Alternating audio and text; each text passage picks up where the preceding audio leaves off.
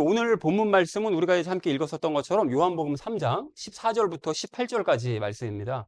그래서 이제 지난주 말씀을 좀 먼저 정리를 해보자면, 지난주는 천국과 새 예루살렘에 대해서 우리가 나누는 시간을 가졌었죠. 자, 그래서 아브라함, 사라, 이삭, 야곱이 천국과 새 예루살렘을 사모했잖아요. 근데 처음서부터 사모했던 것은 아니었습니다. 아브라함과 사라 같은 경우도 나중에 최종적으로 사랑하게 되었고, 이삭은 좀 잘 모르겠고요. 성경이 없으니까. 야곱은 한참 방황하다가 결국은 최종적으로 천국과 새 예루살렘을 사모하게 되었습니다. 근데 그렇게 된 것처럼 우리의 신앙의 최종 목표도 천국과 새 예루살렘이어야만 합니다. 여기에 가는 것이 우리에게 이제 기쁨이 되어지는 것이고, 우리의 인생의 최종 목표가 되어야 된다는 것이죠.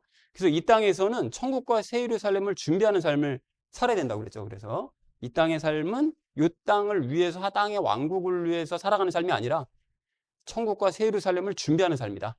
이것을 분명하게 기억하는 삶이 되어야 됩니다. 그래야 그리스도인으로서의 정체성이 분명해지는 거죠. 그래서 예수님을 바르게 믿고 예수님을 닮는 삶이 천국과 새 예루살렘을 준비하는 삶이다. 바르게 믿고 닮는 삶, 이것이 이제 준비하는 삶이다. 그래서 천국과 새 예루살렘을 중시하는지를 그래서 스스로에게 계속 질문을 던져봐야 된다고 그랬어요. 내가 정말 사랑하고 있는 게 맞나 확인해야 되는 거죠. 그런데 그거에 대한 반대되는 예를 들었는데, 유대인들은 천국과 새 예루살렘을 중시하지 않았습니다. 당연히 간다고 생각했기 때문에, 당연히 갈 수 없는 사람들이 당연히 간다고 생각했기 때문에 중시하지 않았고, 그래서 이 땅의 삶에 집착했고 지금도 집착하고 있죠. 그래서 온 세계를 다 혼란 가운데 몰아넣는 사람들이 바로 이 사람들인 거죠. 그래서 예수님께서 이 사람들의 교리를 따라가면 안 된다라고 이제 말씀하신 거죠.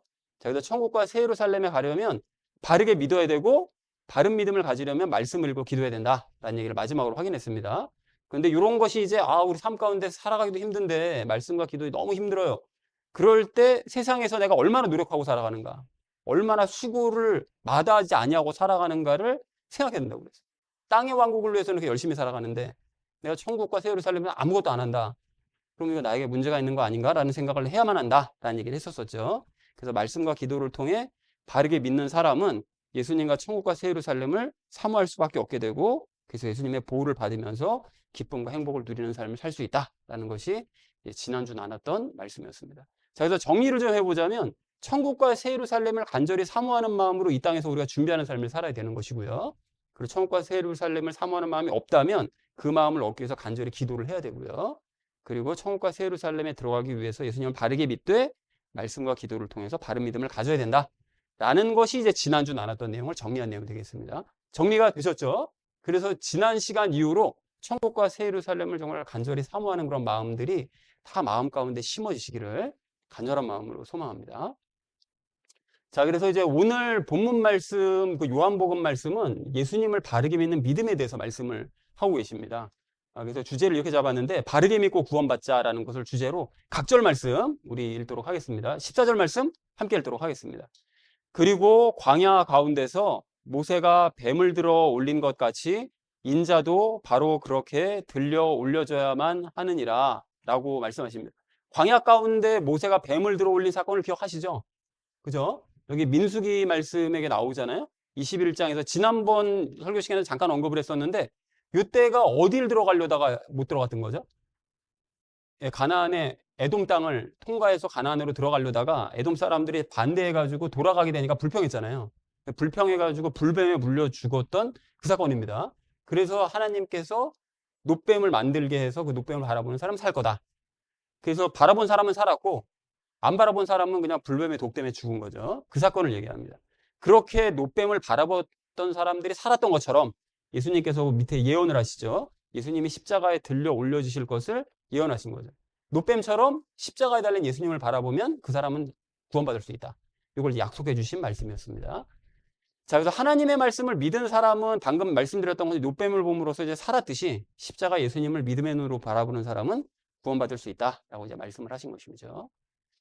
자, 그래서 14절을 이렇게 정리해 볼 수가 있겠는데요. 광야 가운데서 모세가 놋뱀을 들어올린 것처럼 예수님도 그렇게 들려 올려져야만 한다라고 얘기하셨다는 것이 14절의 의미가 되겠습니다. 이어진 15절 말씀 함께 읽도록 하겠습니다. 이는 누구든지 그를 믿는 자는 멸망하지 않고 다만 영생을 얻게 하려 함이라 라고 이제 말씀하시죠. 여기서 이는이라는 건 바로 앞에 있는 14절 말씀입니다. 그러니까 예수님께서 십자가에 달려서 들려 올려지셔야만 하는 그 이유는 그것을 얘기하는 거죠. 그런데 여기서 누구든지래요. 누구든지 영생을 얻게 하려고. 누구든지입니다. 구원을 얻는 것은 유대인들만 구원받는 거 아니고요. 신앙 연륜이 오래된 사람들만 구원받는 거 아니고요. 장로님들이나 무슨 권사님들만 구원받는 거 아니고 구원받기로 예정되어 있다고 주장하는 사람들 있잖아요. 나는 구원받기로 태초부터 예정되어 있어. 이런 사람들만 구원받는 게 아니라 그게 아니라 예수님을 바르게 믿는 사람은 누구든지 구원을 받을 수 있다는 거죠. 누구든지 바르게 믿으면. 자, 그래서 그를 믿는 자는 멸망하지 않고 영생을 얻는데요. 그러니까 예수님을 바르게 믿는 사람은 절대로 멸망하지 않을 뿐더러 반드시 구원을 받고 영생을 얻을 수 있다 라고 약속의 말씀을 해주신 것이 15절의 의미가 되겠습니다. 자, 그래서 그렇게 되기 위해서 또 예수님께서는 십자가에 달려서 들려 올려줘야만 하셨던 거죠. 자, 그래서 15절을 이렇게 정리해 볼 수가 있겠는데, 예수님께서 십자가에 달리신 것은 예수님을 믿는 사람은 그 누구든지 멸망하지 않고 영생을 얻게 하시려고 그래서 십자가에 달리신 것이다 라고 얘기했다는 것이 15절의 의미가 되겠습니다. 자, 이어진 16절 말씀, 아주 유명한 구절이죠. 함께 읽도록 하겠습니다.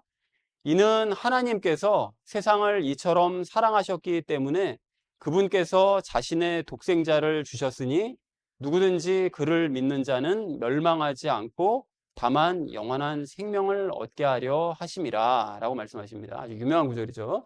하나님께서 세상을 이처럼 사랑하셨기 때문에, 그러니까 하나님께서는 믿는 자들만 사랑하시는 것이 아니고 모든 사람을 기본적으로 다 사랑하십니다. 그런데 악인들은 원수처럼 여기신다는 구절도 있어요. 그러니까 악한 짓을 하면 원수처럼 여기시지만 기본적으로는 그 사람조차도 사랑하시는 게 맞습니다. 악한 짓을 할 때 그 돌이키시기 위해서 원수처럼 일단 생각을 하시는 거예요. 그래서 어쨌든 사랑을 하시는데 자신에게 독생자를 그래서 주셨대요. 그래서 독생자 예수님을 죽음에 내어주신 거죠. 세상을 구원하시려고, 사람들을 구원하시려고 예수님을 죽음에 내어주신 거죠. 자, 그래서 하나님께서는 세상에 멸망받기를 바라는 분이 아니라 모두가 구원받기를 바라시는 분이십니다. 할 수만 있다면 다 구원받기를 바라세요. 다 제대로 믿고 다 구원받기를 바라시는 거죠. 그 근거 구절들이, 오늘은 좀 시간이 없어서 제가 이거 구절들만 알려드리는데, 베드로후서 3장 9절, 디모데전서 2장 3절 4절, 에스겔서 33장 11절을 보면 하나님께서는 모든 사람이 다 구원받기를 바라신다 라고 말씀하고 계십니다. 자, 그래서 16절을 이렇게 정리해 볼 수가 있겠는데요. 하나님께서는 세상을 사랑하셔서 자신의 독생자이신 예수님을 내어주셨는데, 이것은 예수님을 믿는 자는 그 누구든지 망하지 않고 영원한 생명을 얻게 하시려는 것이다 라고 말씀하셨다는 것이 16절의 의미가 되겠습니다. 15절, 16절이 비슷하죠. 그리고 17절도 비슷합니다. 구원이 그만큼 중요하기 때문에 그 말씀을 하시는 거죠. 자, 이어진 17절 말씀 함께 읽도록 하겠습니다. 이는 하나님께서 세상을 정죄하시고자 자신의 아들을 세상 속으로 보내신 것이 아니기 때문이요 오히려 그를 통하여 세상이 구원받게 하려 하심이라 라고 말씀하시죠. 하나님께서는 세상을 정죄하시려고 아들을 보내신 게 아니래요. 그러니까 예수님을 세상에 보내신 이유는 예수님을 보내셔서 이 세상을 다 심판하시기 위해서 보내신 것이 아니라는 거예요. 그러니까 예수님이 재림하실 때는 심판하시기 위해서 오십니다. 초림 때는, 처음 오셨을 때는 심판하시기 위해 오신 것이 아니에요. 그죠? 자, 그래서 하나님께서는 세상을 정죄하시기 위해서 예수님을 보내신 것이 아니다. 그래서 하반절에서 얘기하죠. 세상 구원받게 하려고. 그러니까 십자가 사건을 통해서 세상을 구원하시려고 예수님을 이 땅에 보내신 것이다. 그러니까 그분을 믿기만 하면 누구든지 구원의 기회는 열려있다 라고 말씀하고 계십니다. 자, 그래서 17절을 이렇게 정리할 수가 있겠는데, 하나님께서는 세상을 정죄하시려고 예수님을 보내신 것이 아니라 오히려 십자가 사건을 통해 자, 세상을 구원하시려고 예수님을 보내셨다라는 것이 17절의 의미가 되겠습니다. 마지막 18절 말씀 우리 함께 읽도록 하겠습니다. 그를 믿는 자는 정죄를 받지 아니하느니라. 그러나 그를 믿지 아니하는 자는 이미 정죄를 받은 것이라. 이는 그가 하나님의 독생자의 이름을 믿지 아니하였기 때문이라 라고 말씀하시죠. 자, 믿는 자는 정죄를 받지 않는데요. 그러니까 예수님을 믿는 사람은 죽은 후에 심판받지 않고요. 그러니까 천국으로 가겠죠. 그리고 마지막 심판 때에도 정죄를 받지 않기 때문에 새 예루살렘으로 가게 됩니다. 믿는 사람은. 그런데 믿지 않는 사람은 정죄를 받는데요. 근데 이미 받았대요. 이게 뭔 소리죠? 믿지 않는 사람은 정죄를 이미 받았대요.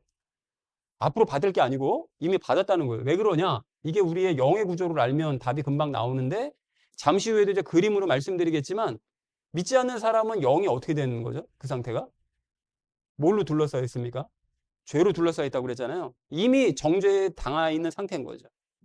죄가 있다는 것이 드러나 있는 겁니다. 믿지 않으면. 그래서 죄와 분리될 수 없기 때문에 정죄를 받는 상태가 그냥 지속이 된다는 거예요. 믿지 않았을 그때로부터 장차까지 심판받는 바로 그 자리까지 그냥 죄와 분리되지 않은 상태로 정죄받는 상태가 계속 지속되는 이런 상태라는 뜻이죠. 그래서 18절을 이렇게 정리할 수가 있겠는데요. 예수님을 믿는 사람은 정죄를 받지 않는다. 그러나 하나님의 독생자이신 예수님을 믿지 않는 사람은 정죄를 받는 상태가 계속 이어진다, 지속이 된다라고 얘기했다는 것이 18절의 의미가 되겠습니다. 자, 그래서 오늘 본문 말씀을 정리를 할 수가 있겠는데요. 광야 가운데서 모세가 놋뱀을 들어 올린 것처럼 예수님도 그렇게 들려 올려져야만 한다. 예수님께서 십자가에 들려 올려지셔야 하는 것은 예수님을 믿는 사람은 그 누구든지 멸망하지 않고 영생을 얻게 하시기 위함이다. 그래서 이렇게 하나님께서는 세상을 사랑하셔서 자신의 독생자이신 예수님을 세상에게 이제 내어주셨는데 이것은 예수님을 믿는 자는 그 누구든지 망하지 않고 영원한 생명을 얻게 하시려는 것이다. 그래서 하나님께서는 세상을 정죄하시려고 예수님을 보내신 것이 아니라 오히려 십자가 사건을 통해 세상을 구원하시려고 예수님을 보내주셨다. 그래서 예수님 믿는 사람은 정죄를 받지 않는다. 그러나 하나님의 독생자이신 예수님을 믿지 않는 사람은 정죄를 받는 상태가 그때로부터 이 땅에서부터 장차까지 계속 이어지게 된다라고 얘기했다는 것이 오늘 본문의 의미가 되겠습니다. 그래서 앞부분에서 구원을 강조하시죠. 그리고 마지막에 믿지 않는 자는 이렇게 된다라고 이제 말씀하고 계십니다. 자, 그래서 지난주에 제가 이 천국과 새 예루살렘에 가려면 어떻게 된다고 그랬죠? 천국과 새 예루살렘에 가려면 예수님을 어떻게 해야 되고 믿어야 되고 바르게 믿어야 되고 두 번째는 예수님을 어떻게 해야 된다고요? 닮아가야 되죠. 예수님을 닮아가야 된다. 이렇게 얘기를 했습니다. 자, 그래서 오늘은 이 두 가지 중에서 예수님을 바르게 믿는 1번에 대해서 우리가 이야기를 좀 더 구체적으로 나누려고 해요. 무엇을 어떻게 믿어야 예수님을 바르게 믿는 것이라고 그랬느냐? 뭐라고 그랬죠? 예수님을 바르게 믿는 것은 계속 반복해서 얘기하잖아요. 예수님이 나의 무엇을 위해서 죽으시고요. 내 죄 때문에 예수님께서 죽어주시고요. 그걸 믿는 거죠. 그리고 나를 예수님 닮게 하시려고 부활하셔서 내 안에 들어와 계신다. 요 사실을 믿는 것이 바르게 믿는 겁니다. 근데 이거 닮는 거는 이거 다음 주에 얘기할 거고, 요 죄를 위해 죽어주셨다는 거. 그래서 오늘은 예수님께서 내 죄를 위해 죽어주셨음을 믿는 믿음에 대해서 이제 나누려고 합니다. 자, 그래서 예수님을 바르게 믿는 것과 관련돼서 우리 세 가지 이야기 나눌 건데, 첫 번째는 죄에 대해서, 두 번째는 믿음에 대해서, 마지막 세 번째는 말씀과 성령님 세례에 대해서 나누도록 하겠습니다. 그래서 오늘의 결론이요, 바르게 믿고 구원받자라는 것을 주제로 나머지 말씀을 적용하면서 말씀 나누도록 하겠습니다. 첫 번째 나눌 말씀은 죄를 깨닫고 인정하자는 거예요. 자신의 죄를. 자, 여러분 여기 잘 보십시오. 조금 전에 제가 지난번에도 말씀드렸죠. 예수님께서 내 죄를 위해 죽어주셨음을 믿어야 된다고 그랬잖아요. 그죠? 내 죄를 위해 예수님이 죽어주셨다. 그 얘기는 나한테 뭐가 있다는 얘기죠? 죄가 있다는 얘기죠. 나에게 죄가 있다는 뜻이에요. 그러니까 내게 죄가 있고 나한테 죄가 있고 죄가 지었다는 사실을, 내가 죄인이라는 사실을 깨닫고 인정해야 된다는 거예요. 이 사실을. 자, 그런데 문제가 뭐냐? 이건 뭐 하도 많이 들었던 얘기잖아요. 교회 어렸을 때부터 다닐 때부터 들어왔던 얘기잖아요. 그런데 이게 문제가 많은 사람들이 자신이 죄인이라는 사실을 인정하지 못해요. 내가 진짜 죄인이야 나는 라고 생각하는 사람이 별로 없다는 거죠. 왜 그러냐? 성경에서 말씀하시는 이 우상숭배요, 살인, 간음, 도적질, 이거 다 이거 10계명의 하반절 내용이잖아요. 우상숭배하지 마. 이건 첫 번째 부분이고요. 그리고 살인하지 말아라, 간음하지 마라, 도둑질하지 마라, 이런 얘기. 그리고 그건 물론이고 남 물건을 뭐 탐내거나 거짓말하거나 욕조차 해보지 않은 사람들이 많아요. 남자들은 어렸을 때부터 많이 욕을 하죠. 근데 여자친구들은 아마 욕을 잘 안 하고 사는 친구들 많았을 거예요. 그러니까 내가 그런 죄조차 저지르지 않았는데 내가 죄인이라고? 이런 의심을 자꾸 갖는 거죠. 그래서 혹시 잘못을 저질렀다 할지라도 남자들도 마찬가지입니다. 대다수는 위의 것들 중에서 거짓말 좀 하거나 욕 좀 해본 거 정도이기 때문에 비중이 좀 적은 잘못들, 이런 것들만 행해왔기 때문에 그것을 심각한 죄라고 생각하지 않는다는 거죠. 그러니까 내가 죄인이 맞나? 이런 생각을 자꾸 하게 된다는 거예요. 그렇다 보니 예수님께서 내 죄를 위해서 죽어주셨다는 말씀을 공감 못하는 거예요. 별로 죄도 안 지었는데 왜 돌아가셨지? 나 이렇게 큰 잘못도 안 저질렀는데? 이런 생각을 하는 거예요. 그래서 예수님이 나를 위해서는 대신 죽어주실 필요 없었는데, 이렇게 생각하는 사람들이 있대요. 제가 어떤 목사님 설교 듣다 깜짝 놀랐는데, 나같이 착한 사람을 위해서 굳이 죽이실 필요는 없었는데 라고 생각을 한다는 거예요. 이런 생각을 한다는 거죠. 자, 그런데 그럼에도 불구하고 교회에서 뭐라고 그러죠? 예수님께서 내 죄를 위해 죽어주셨다는 것을 믿어야 된다. 이거 막 강조하잖아요. 성경에서도 강조한단 말이죠. 자, 그러니까 죄 같지도 않은 죄를 억지로 막 끄집어내가지고 과거 막 기억을 더듬어가지고 이게 죄인가 그러면? 이런 걸 죄라고 그러나 보다. 억지로 끌어내가지고 그걸 죄라고 막 생각을 하면서 억지로 반성하고 억지로 예수님께 감사해요. 이 조그만 죄를 위해서도 죽어주셨으니까 감수해야 된다. 이런 식으로 생각한다는 거죠. 그리고 속으로는 어떻게 생각하죠? 여전히 나는 죄인이 아니야. 근데 반성하라고 그러니까 반성하는 거지 난 죄인은 아니야 사실은. 이렇게 생각한다는 거예요. 이런 경우들이 많다는 거죠. 그런데 여러분 이런 상태가 정말로 위험하고 심각한 상태입니다. 내가 죄인이라는 사실이 느껴지지 않잖아요? 그러면 정말로 심각한 상태인 거예요. 위험하고. 왜냐하면 예수님께서 나를 위해 죽으셨다는 걸 진심으로 믿지 못하는 상태인 거잖아요. 내가 죄를 짓지도 않았는데 예수님이 죽어주셨어? 왜 죽으셨어? 이게 안 믿어지는 거예요. 예수님이 내 죄를 위해서 죽으셨다는 것이 공감이 안 되는 거죠. 믿어지질 않는 거예요. 자, 그러니까 그리고 그걸 믿지 못하기 때문에 사실은 믿음이 없는 거예요. 예수님을 믿지 않는 상태인 거예요. 나는 예수님 믿어 라고 생각하지만 사실은 안 믿는 거예요. 예수님이 내 죄를 위해 죽으셨다는 게 안 믿어지니까. 사실 믿는 게 아닌 거죠. 믿음이 없는 거예요, 사실은. 근데 요거를 간과합니다. 그래도 나는 믿음이 있어. 교회를 다니니까 믿음이 있겠지 라고 막연히 추측하는 거예요. 아닙니다. 믿음이 없는 거예요. 그런 사람들은. 그래서 이러한 상태는 성경에서 말씀하시는 죄가 무슨 뜻인지를 모르기 때문에 이런 일이 벌어져요. 성경에서 말씀하시는 죄가 혼자만 생각한다는 거예요. 간음하고 난 간음 안 했으니까. 도둑질하고 난 도둑질 안 했으니까. 우상숭배 난 그런 거 안 했으니까. 이런 것만 생각하는 거예요. 근데 여러분 성경에서 말씀하시는 죄가 뭐라고요? 성경에서 말씀하시는 죄의 의미가 뭡니까? 주원이 뭐야? 잠이 확 깨지? 뭐였어? 이 아동부 때 많이 배우잖아. 성경에서 말씀하시는 죄는 믿지 않는 거, 믿음 없는 거, 불신, 그게 죄입니다. 그래서 결론부터 말하자면 바로 그거예요. 믿지 않는 것이 불신이 성경에서 말씀하시는 죄라는 거죠. 그래서 이게 근거 구절이 있어요. 로마서 14장 23절 함께 읽을까요? 시작. 믿음에서 나지 아니하는 것은 무엇이나 죄이기 때문이라 라고 말씀하시죠. 믿지 않는 건 죄라는 거예요. 또 하나가 있습니다. 함께 읽습니다. 죄에 대하여라 함은 그들이 나를 믿지 아니하기 때문이요 라고 요한복음 16장 9절에서 성령님께서 오셔가지고 세상 사람들을 책망하실 때 죄에 대해 책망하실 때 이걸 책망하신다는 거예요. 예수님을 믿지 않기 때문에 너희는 죄 짓는 거다 라고 얘기하신다는 거예요. 그러니까 믿지 않는 것이 죄예요. 성경에서 말씀하시는. 그래서 가령 하나님께서 계신다는 사실을 내가 믿지 않아. 그죠? 교회를 다니는데도 믿지 않는 사람이 있죠. 그리고 하나님께서 지켜보신다는 것을 믿지 않아요. 또는 하나님께서 나와 함께 계신다는 걸 믿지 않는 거예요. 이게 다 죄라는 거예요. 이런 거 다 안 믿어지는 거. 그러니까 죄 중에서도 이게 가장 기본적이고 가장 큰 죄입니다. 믿지 않는 거. 하나님이 함께 계셔. 하나님 나를 지켜보셔. 하나님은 존재하셔. 하나님은 은밀한 중에 나를 계속 보고 계셔. 안 믿는 게 이게 다 죄라는 거예요. 이게 다 죄. 그래서 이것을 알게 된 상태로 여러분 죄에 대해서 다시 한번 생각을 해보면 우상숭배하고 살인하고 간음하고 도둑질 왜 하죠? 사람들이?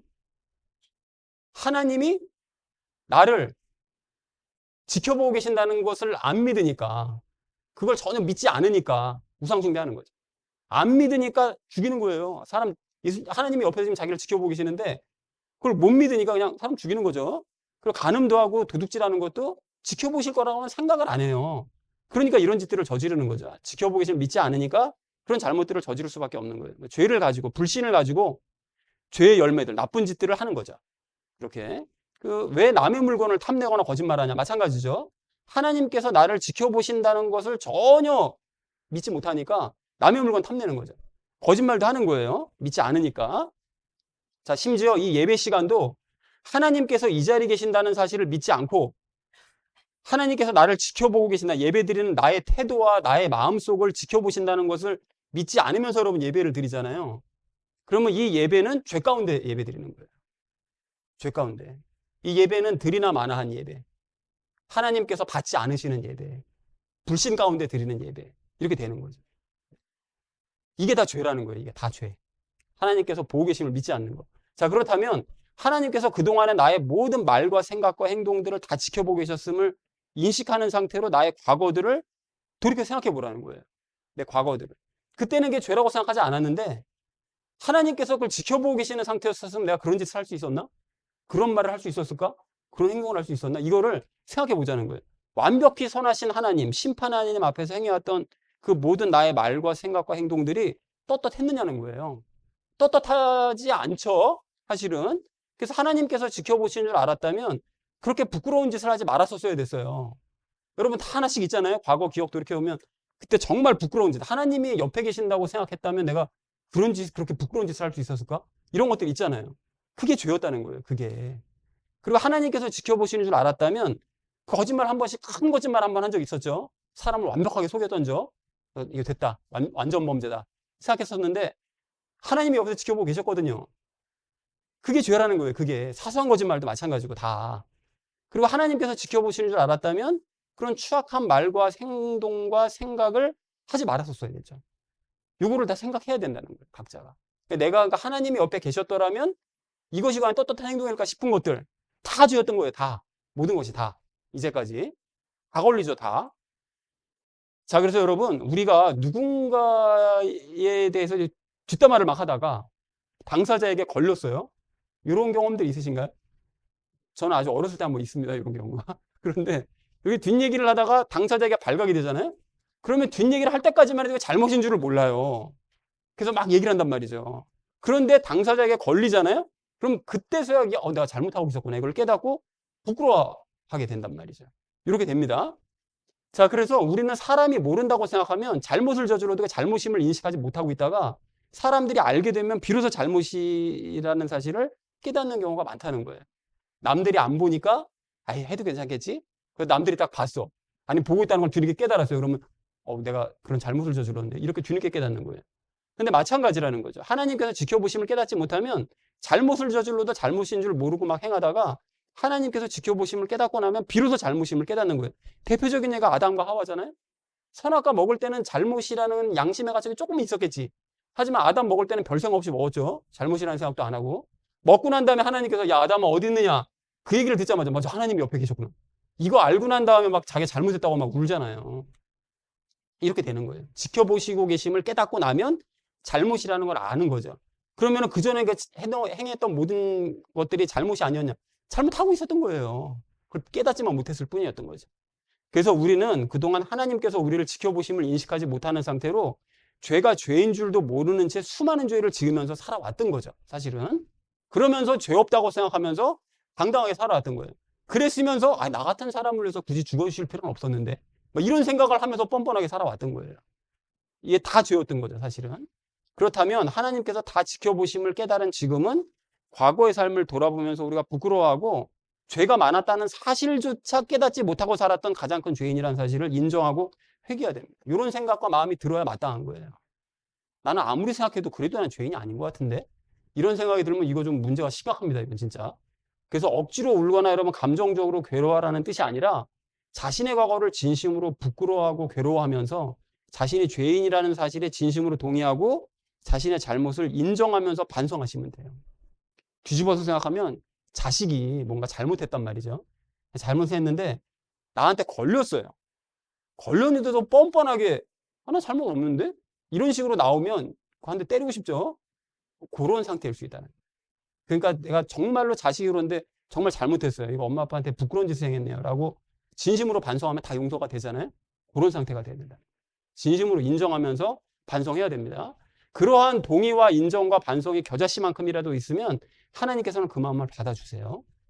그리고 그러한 과정을 반드시 지나가야만 구원받을 수 있고 참된 신앙생활을 시작할 수 있습니다. 이게 안 되면 신앙생활이 시작이 안 돼요. 본인이 신앙생활 시작하고 있다고 생각하는 거지. 그리고 자신이 죄인이었다는 사실을 인정하고 사람들 앞에서도 인정하는 이 예식이 물세례입니다. 이 세례가 난 죄인이에요.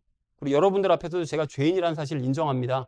라는 그 예식이 물세례입니다. 혹시 물세례 안 받으신 분이 계시면 부끄러워하지 말고 얘기를 하셔야 됩니다. 물세례 받으셔야 돼요, 여러분. 일단 요 앞에서 말씀드렸던 그런 자신이 죄인이라는 걸 인정하고 깨닫는 거, 이게 1차적으로 중요하고, 그 다음에 물세례를 받는 것도 중요합니다, 여러분. 그래서 이러한 물세례를 받아야만 한다는 거죠. 자, 그래서 오늘 이제 첫 번째 이야기를 정리하려고 하는데, 성경에서 말씀하시는 죄가 무슨 뜻인지를 알자라고 했습니다. 그리고 그 정의에 따라서 자신의 삶을 한번 돌아보자. 내 삶은 과연 정당한 삶이었나 아니면 죄를 짓는 삶이었나 돌아보자는 거죠. 그래서 잘못을 인정하고 진심으로 회개하자. 그래서 물세례를 받지 않은 사람은 이제 물세례를 받아야 되는데 어쨌든 잘못 인정하고 진심으로 회개하는 저와 여러분 되시기를 주님의 이름으로 간절히 축원드립니다. 죄의 문제를 해결해 주실 예수님을 믿자라는 것을 제목으로 두 번째 말씀 나누도록 하겠습니다. 자, 여러분, 내가 죄인이고 내게 죄가 있다는 사실을 인정만 우리가 하지 말고 실제로 죄와 이별을 해야 됩니다. 나는 죄인이야 라는 것만 인정하면 안 돼요. 이별을 해야 됩니다. 정확하게는 죄를 떼어놔야 됩니다. 죄를 떼어내고 싶다면 먼저 죄가 내 안에서 어떤 구조로 존재하는지부터 좀 알아야 됩니다. 죄가. 자, 그래서 죄는 영을 장악하고 있어요. 그러니까 영을 덮고 있다고 할 수 있습니다. 그래서 그림으로 그리자면 이렇게 돼 있어요. 이 안에 우리가 영이라면 영을 죄가 이렇게 둘러싸고 있는 이런 형편인 거죠. 이렇게. 네? 뭐가 문제가 있나요? 아, 그러네요. 잘 보셨네요. 홍기상 집사님 당황했겠다. 영을 이제 덮고 있다라고 이제 할 수 있습니다. 그래서 참고로 여러분 인간의 영은 하나님과 소통하는 역할을 하거든요. 영이. 그런데 죄로 덮인 상태에서는 하나님과 소통을 하고 싶어도 할 수가 없어요. 그래서 죄 문제가 해결이 안 된 사람들은 하나님의 말씀을 듣지도 못하고 기도도 할 수가 없습니다. 그러니까 소통이 안 되니까. 그러니까 이제 덮여진 상태인 거죠. 그래서 이런 이유로 여기 이제 성경 말씀인데요. 한 사람으로 말미암아 죄가 세상 안으로 들어왔고 죄로 인하여 사망이 들어온 것 같으니 그리하여 모든 사람이 죄를 지었으므로 사망이 모든 사람에게 전달되었다. 여러분 여기서 요줄하고요. 요줄이요. 요줄 빼고요. 보시면 여기 아담 얘기잖아요. 아담 때문에 죄가 세상으로 들어왔대요. 그러니까 불신이 세상으로 들어온 거예요. 하나님을 안 믿기 시작한 것이 이때부터 시작이 된 겁니다. 들어왔는데 이거 빼고요. 그리하여 모든 사람이 죄를 지었대요. 그러니까 아담 때문에 태어나는 자손들도 다 하나님을 어떻게 하게 되었다고요? 불신하게 되었다는 거예요. 다. 그러니까 하나님이 눈에 보이지도 않고 가까이 계신다는 게 느껴지지도 않으니까 안 믿기 시작하게 된 거죠. 요게 이렇게 계속 전달이 된 거예요. 그래서 그 다음에요. 요거 이제 창세기 말씀인데 그의 마음의 생각들의 모든 상상마다 계속해서 악하기만 한 것을. 요게 노아 시대거든요. 그러니까 아담 시대 때부터 그 자손들이 계속해서 믿지 않고 해가지고 점점 하나님에 대한 불신이 커지다가 영을 점점 죄가 이제 장악을 해가기 시작하다가 노아 시대 때는 완전히 장악을 당해서 사람들이 모든 그냥 악한 것들만 생각하고 악한 행동들만 하는 이런 상태가 되었다는 거예요. 죄에 완전히 장악이 된 거죠. 영이. 그러니까 이렇게 됐는데 그래서 인간들은 태어날 때부터 영이 죄로 덮인 상태로 태어납니다. 우리가 태어날 때 그렇게 태어난 거예요. 처음에. 이게 성경의 근거 구절이 있죠. 제가 죄악 가운데 형성되었으며 저희 어머니가 죄 가운데 저를 잉태하였나이다. 내 엄마도 죄를 가지고 있는 가운데 나를 임신했기 때문에 나도 죄악 가운데서 만들어지고 태어난 거예요. 그러니까 태어날 때부터 하나님을 불신하는 상태로 태어난 거예요. 그렇게. 아담 때문에. 그러면 앞에서 배웠던 죄의 개념을 적용해서 다시 한번 우리 생각을 해보자면 사람들은 기본적으로 하나님을 믿지 못하는 상태로 태어나고 믿지 못하는 상태로 자란다는 사실을 알 수가 있는 거죠. 맞죠? 예. 그래서 우리 어릴 때부터 교회 다니던 사람들이 특히 이거를 좀 깨닫고 인정을 해야 됩니다. 나는 어렸을 때부터 하나님 믿었던 것 같은데? 그럼 믿는다고 생각하는 거지 믿은 게 아니에요, 그게. 근데 그렇게 믿는다고 생각한 거예요. 하나님을 믿지 못하는 상태로 죄로 영이 장악된 상태였기 때문에 그 상태로 태어나고 그냥 계속 자라는 거죠. 그런데 오직 죄를 떼어낼 때, 그 어느 순간 자라다가 복음을 듣고 죄를 이제 떼어내게 될 때, 그때 비로소 하나님을 진심으로 믿을 수 있고 비로소 하나님과 친해질 수 있다는 거예요. 예외는 없습니다. 다 그렇게 돼 있는 거예요.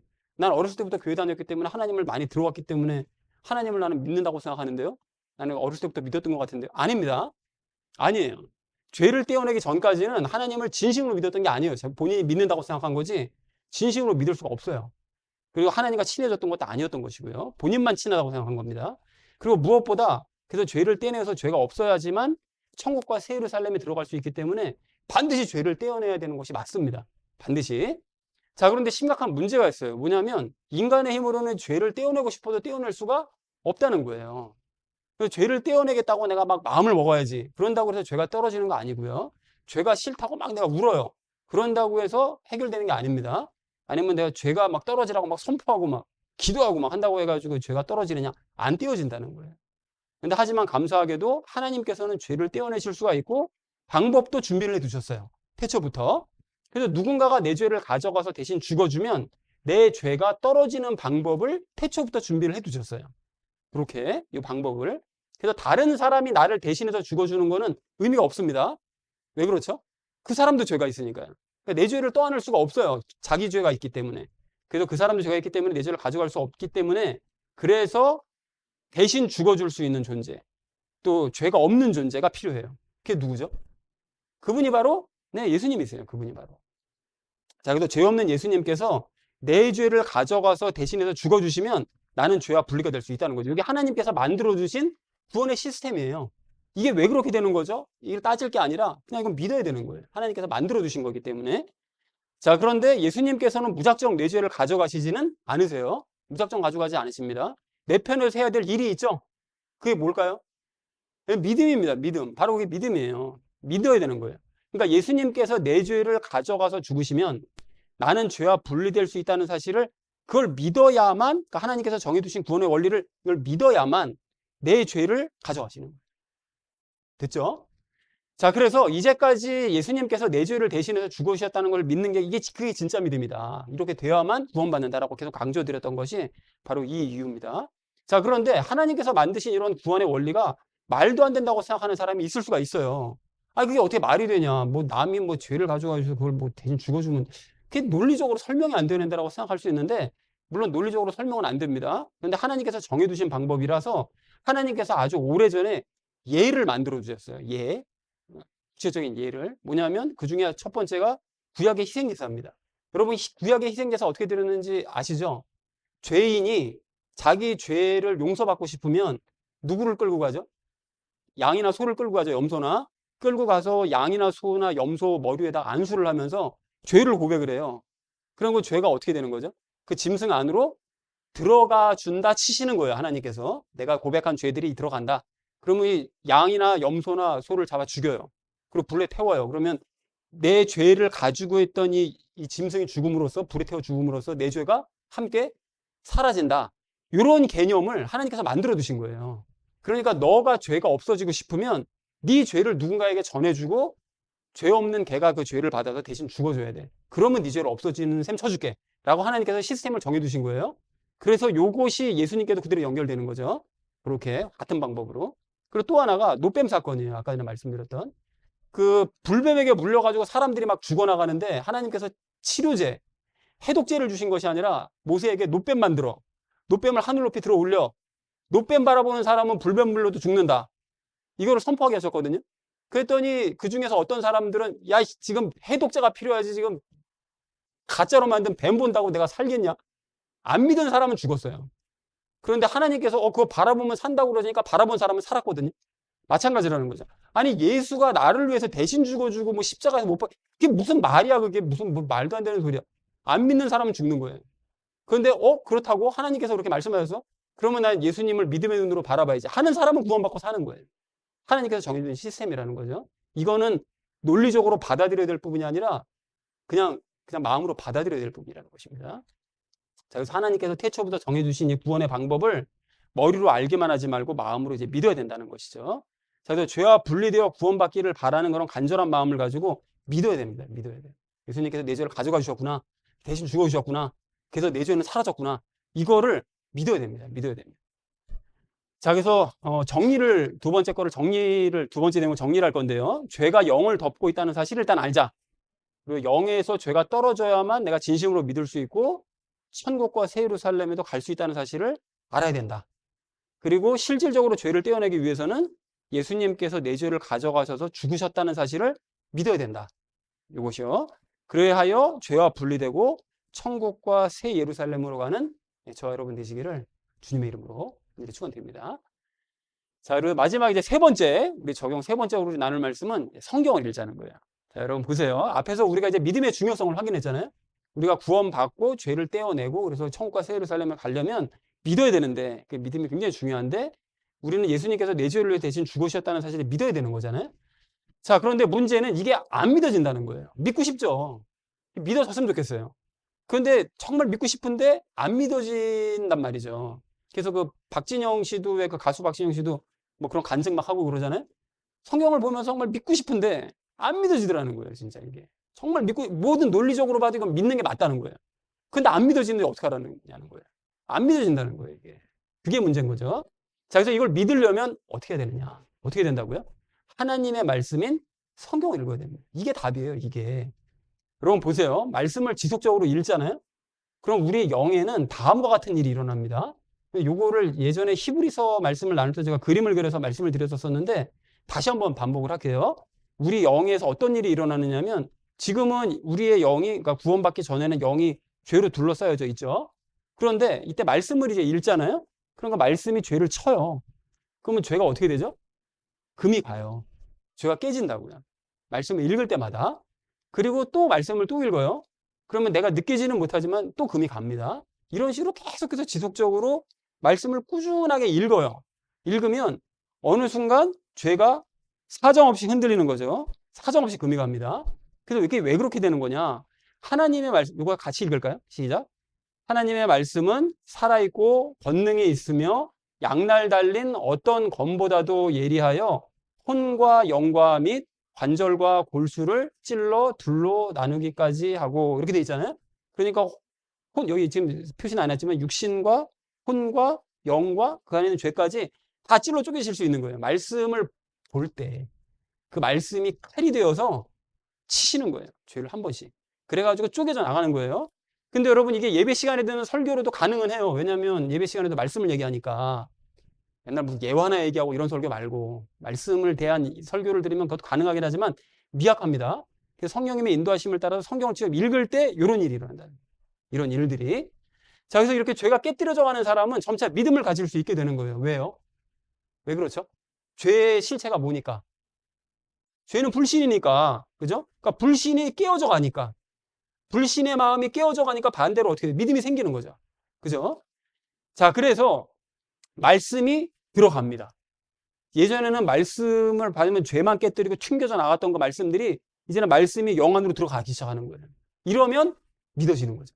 말씀이 이제 하나씩 하나씩 조그맣게 처음에는 겨자씨만한 말씀으로 들어와가지고 작게지만 믿어지기 시작하는 거예요. 어쨌든 이런 식으로 계속 읽으면 깨진 죄 틈 사이로 이게 실제로 그렇다는 것이 아니라 도식적으로 그림으로 표현하자면 그렇다는 겁니다. 어쨌든 말씀이 이제 들어간다는 거예요. 영 안으로. 자, 그래서 믿음을 가진 사람들의 간증을 들어보면 어느 순간 갑자기 말씀이 믿어졌어요. 이런 간증을 하거든요. 박진영 씨도 그래요. 그러니까 그렇게 안 믿어졌었는데 성경을 보는데 어느 날 갑자기 말씀이 믿어지네 이러더라고요. 그러니까 말씀이 갑자기 믿어졌다고 얘기를 하잖아요. 그래서 하나님께서 나에게 믿음을 선물로 주셨나 봐. 그래서 내가 갑자기 믿음이 생겼나 봐. 이렇게 생각하기가 쉬운데 그게 아니라 방금 말씀드린 영적인 원리 있잖아요. 그림으로 보여드린 거. 그거예요. 위와 같은 일이 자기 안에서 일어났기 때문에 불신이 점점 깨어져서 믿음을 가질 수 있게 되었고 말씀을 볼 때 그것이 영 안으로 차곡차곡 들어왔기 때문에 어느 날 갑자기 말씀이 믿어진 거예요. 다 믿어지는 거죠. 어느 날 갑자기. 말씀이 많이 깨어진 상태, 죄가 많이 깨어진 상태에서. 자, 그리고 이 사실은 성경을 통해서도 분명하게 확인할 수가 있습니다. 여기 로마서 말씀에 의하면 함께 읽을까요? 시작. 믿음은 들음에 의해서 오며 들음은 하나님의 말씀에 의해서 오느니라. 그럼 들어야 되나요? 라고 생각하실 게 아니라 보는 것도 마찬가지입니다. 그러니까 하나님의 말씀을 들으면 믿음이 생긴다는 거예요. 거꾸로 보면. 그죠? 고순서죠. 믿음은 들음에서 오고 들음은 말씀에서 오니까 거꾸로 생각하면 하나님의 말씀을 들으면 또는 보면 믿음이 생긴다는 거예요. 그러니까 성경 말씀을 읽어야만, 봐야만, 들어야만 믿음이 생긴다는 거죠. 이래서 믿음이 생기는 거예요. 그 아까 전에 영을 둘러싸고 있는 죄가 깨지니까. 자, 그리고 할례로도 이제 예표를 하셨는데 그 남자들은 잘 알잖아요. 그 할례가 뭐죠? 할례가 포용수술이잖아요. 그 포용수술이 사실은 남자의 생식기를 겉에 가죽이 둘러싸고 있습니다. 태어날 때부터 가죽이 둘러싸진 상태로 태어나는 거예요. 근데 그거를 수술할 때 어떻게 하죠? 할례 받을 때? 유대인들은 난 지 8일째 만에 그 가죽을 잡아서 칼로 자르죠. 날카로운 칼로 자릅니다. 그러면 그 안에 있는 살이 드러나는 거예요. 생식기가. 그러니까 그 원래 생식기를 둘러싸고 있는 가죽을 잘라서 안에 생식기를 드러내는 거죠. 그게 육신의 할례예요. 그런데 마찬가지로 우리 영이 태어날 때부터 뭐로 감싸져 있다고요? 죄로 둘러싸여져 있죠? 근데 이 죄를 갖다가 무엇으로 자른다고요? 말씀의 칼로 자르는 거예요. 그러면 그 안에는 영이 드러나게 되겠죠? 그러니까 죄가 깨어지고 없어지고 그 안에 있는 영이 드러나게 되는 거죠. 그것을 무엇이라고 하냐면 영적인 할례 또는 마음의 할례라고 표현을 하는 거죠. 그걸로 예표를 해 놓으신 거예요. 보면서 너희가 나른 지 8일째 되면 얘네 유대인들은 여기에 목숨 걸잖아요. 할례 받는 거에. 너희가 그거를 수천 년 동안 행해왔지. 그게 결국은 무슨 뜻이냐면 영도 그렇게 똑같이 될 수 있다는 것을 보여준 거야 라고 하나님께서 예표를 해두신 거죠. 그렇게. 자, 그래서 이와 같이 죄가 말씀에 의해 깨어지다가 어느 순간 완전히 깨어져 버리면 예수님께서 내 죄를 위해 죽으셨다는 사실이 드디어 이게 진심으로 믿어지는 거예요. 이게 잘 안 믿어지는데 처음에 이랬는데 이게 진심으로 믿어지는 거예요. 이렇게 되려면 어떻게 되느냐? 말씀으로 계속 죄를 깨뜨려야 되는 거예요. 잘라야 되는 거예요. 그래서 이런 순간이 옵니다. 말씀을 볼 때 어느 날 와장창 깨져버려요. 죄가. 그래서 다 믿어지는 거예요. 다. 말씀이 다 믿어지고 하나님의 모든 역사가 다 믿어지는 거예요. 그래서 이 상태가 되면 예수님께서는 내 죄를 가져다가 그 부서진 죄를 가져다가 십자가에 못 박아 버리십니다. 그래서 죄를 해결하시는 거예요. 그리고 일부는 육체에 남겨두세요. 근데 이 부분에 대해서는 좀 어렵기 때문에 제가 나중에 기회가 되면 다시 한번 설명을 드릴게요. 자, 그리고 이렇게 말씀으로 죄가 깨뜨려진 사람은 영이 깨끗해진 상태잖아요. 하얗게. 그렇기 때문에 비로소 예수님께서는 성령님을 주셔서 성령님과 연합하게 만드시는 거예요. 이렇게 될 때. 그래서 이런 상태가 되는 거죠. 성령님이 우리의 영 안으로 들어오시면 이렇게 되는 거예요. 이것도 함께 읽을까요? 시작.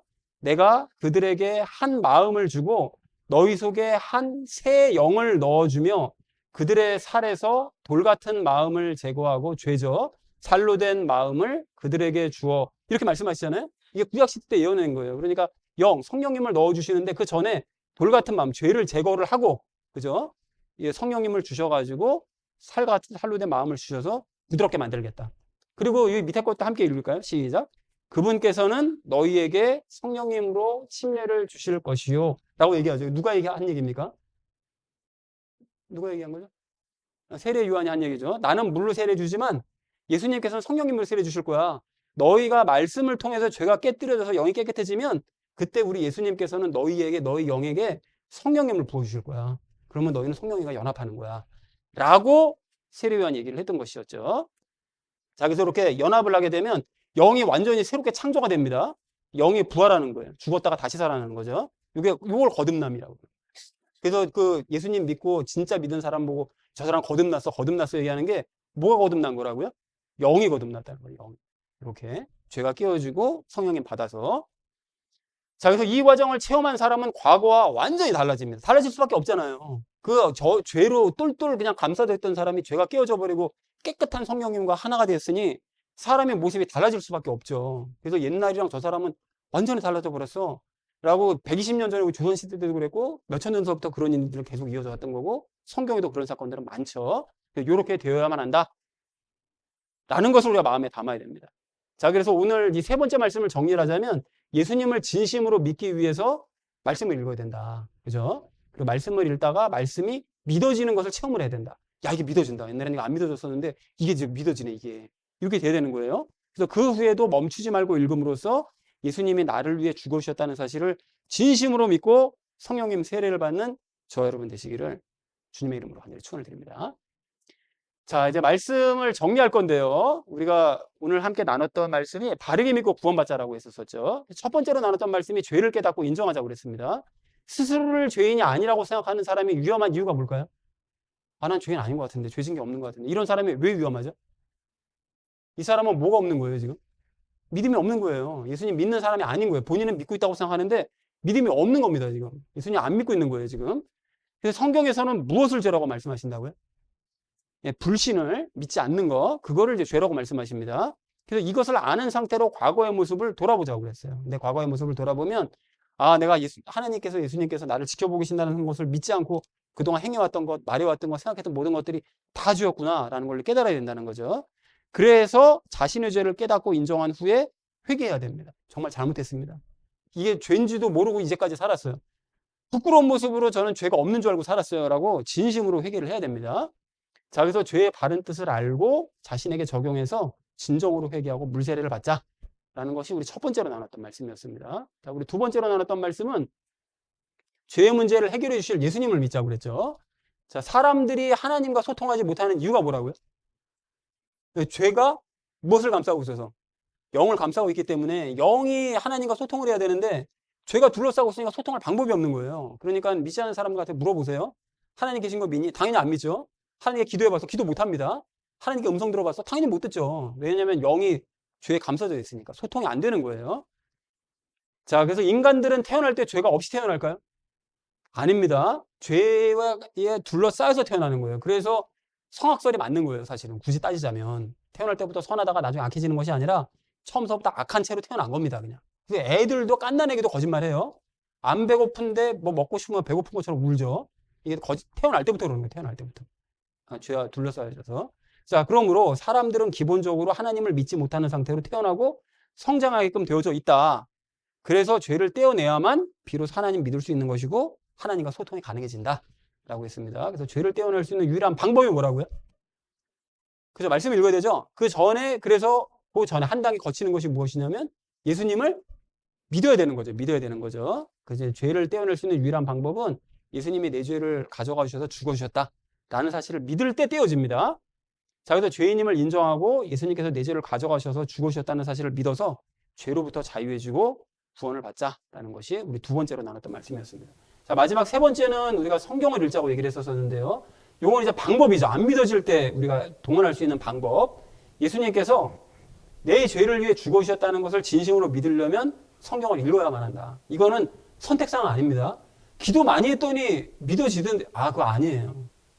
그거 아닙니다, 여러분. 성경을 읽으셔야만 하는 거예요. 이거 방법이 없어요. 성경 말씀에서 얘기하시잖아요. 믿음은 기도에서 나고 기도는 하나님께로부터 나니 이렇게 되어 있지 않잖아요. 그런 구절이 없단 말이에요. 믿음은 말씀에서 나는 겁니다. 믿음은.